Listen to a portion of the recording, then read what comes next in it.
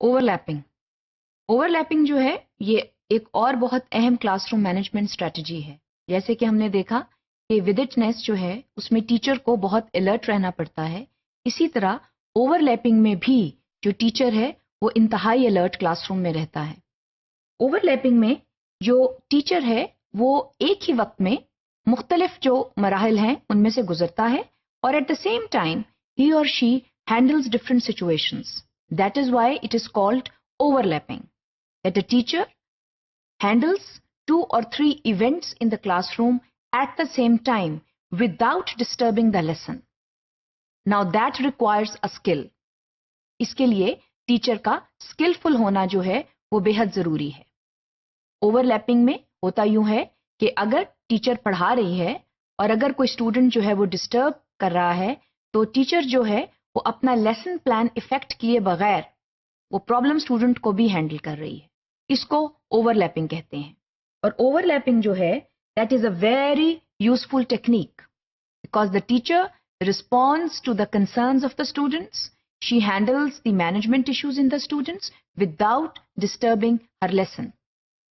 And for that you need to be very well versed not only in your pedagogical techniques because you do not disturb your lesson but also in your management knowledge because you make use of both.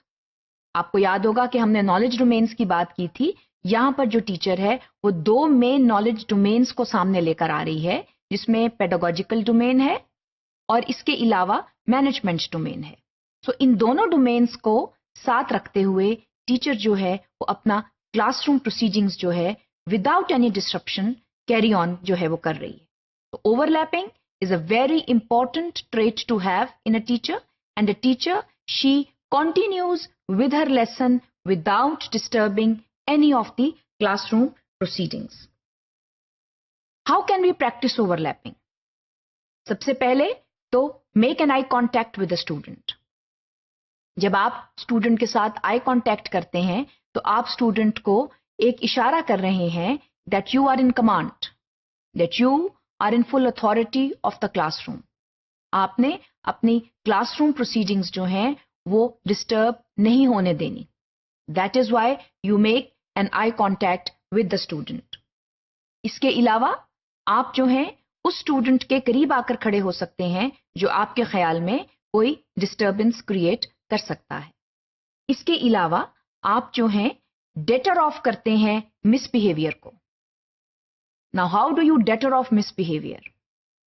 You deter off misbehavior by standing beside a problem student or by looking with attention in the eyes of the problem student, telling him underhandedly that please stop.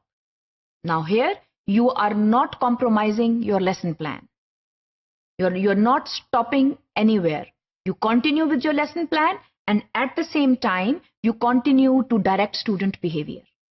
इसको हम overlapping जो है वो कहते हैं। जैसे कि आप इस तस्वीर में देख रहे हैं कि जो टीचर है वो पढ़ा भी रहा है और उसके साथ वो डे टू डे और मिनट टू मिनट इश्यूज जो हैं उनको भी हैंडल करता हुआ नजर आ रहा है। तो टीचर ने पढ़ाना नहीं छोड़ा, टीचर जो है वो पढ़ा रहा है और इसके साथ साथ वो थोड़े बहुत मैनेजमेंट इश्यूज जो हैं उनको भी सॉल्व कर रहा है। अब आप ये कर सकते हैं कि जब आपको लगे कि कोई स्टूडेंट जो है वो डिसरप्टिव बिहेवियर में इन्वॉल्व हो रहा है, आस्क हिम अ क्वेश्चन और ask her a question. When you ask a problem student or a student who you think can create or is creating a management issue in the classroom, simply ask a question related to the topic that you are teaching.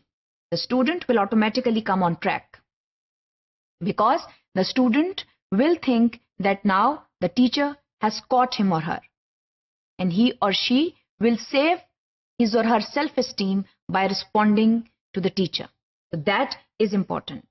आमतौर पर देखा यह गया है कि जो तालिब इल्म है वो किसी ना किसी चीज से क्लासरूम में खेल रहे होते हैं जिससे कोई आवाज पैदा होती है, जिससे बच्चे और टीचर डिस्टर्ब होते हैं, या वो करने की आवाज पैदा करने की कोशिश कर रहा होता है ताकि कोई क्लासरूम डिस्टर्बेंस हो। तो without interrupting your lesson, go towards that child and remove that object. इसमें आप अपना लेसन स्टॉप नहीं कर रहे, आप कोई वहां पर कट ऑफ पॉइंट नहीं ला रहे, you are continuing with your lesson and with your movement you go towards the student and remove the object which you think is disturbing the entire class. तो इसमें ओवरलैपिंग जो है, it is a very powerful way of saving teachers time. It not only saves teachers' time, it also brings continuity in the lesson. Continuity जो है वो maintain हो रही है क्योंकि आप हर थोड़ी देर के बाद जो है वो रुक कर किसी क्लासरूम बेस्ड इशू की तरफ अपनी तवज्जो नहीं लेकर जा रहे। आप अपना लेसन जो है उसको कंटिन्यू करते जा रहे हैं और इसके साथ साथ आप जो थोड़े बहुत मसाइल आपकी क्लास में उठ रहे हैं उनको हैंडल कर रहे हैं। लेकिन इसके लिए ये याद रखें कि ये बहुत जरूरी है that you are skilful enough to handle such issues. आमतौर पर देखा यह जाता है कि जब टीचर जो है वो पढ़ा रही है या पढ़ा रहा है और स्टूडेंट्स जो हैं वो कोई मैनेजमेंट इशू क्रिएट कर देते हैं तो टीचर अपना लेसन वहां पर कट कर देती है। जब आप लेसन को स्टॉप करते हैं तो होता क्या है, students lose touch with the lesson, the continuity of the lesson breaks and the mind comes in an other kind of a domain. तो ये जो disruption है इसको maximum तौर के ऊपर avoid करना चाहिए, because if the continuity of the lesson is stopped, then what may happen is that you may have to go over it all over again, या मैनेजमेंट इशू इतना ज्यादा हो जाता है कि फिर आप मैनेजमेंट इशू की तरफ चले जाते हैं और लेसन जो है वो वहीं का वहीं रह जाता है। तो बाज़ औक़ात जो है टाइम लिमिटेशन की वजह से ये बहुत जरूरी है कि जो क्लासरूम स्ट्रेटजीज हैं उनको सामने लाया जाए, क्लासरूम जो स्ट्रेटजीज हैं उनको बरूए कार लाया जाए to have effective lessons in the classroom, because remember the entire objective is to have effective teaching and learning going on in the classroom.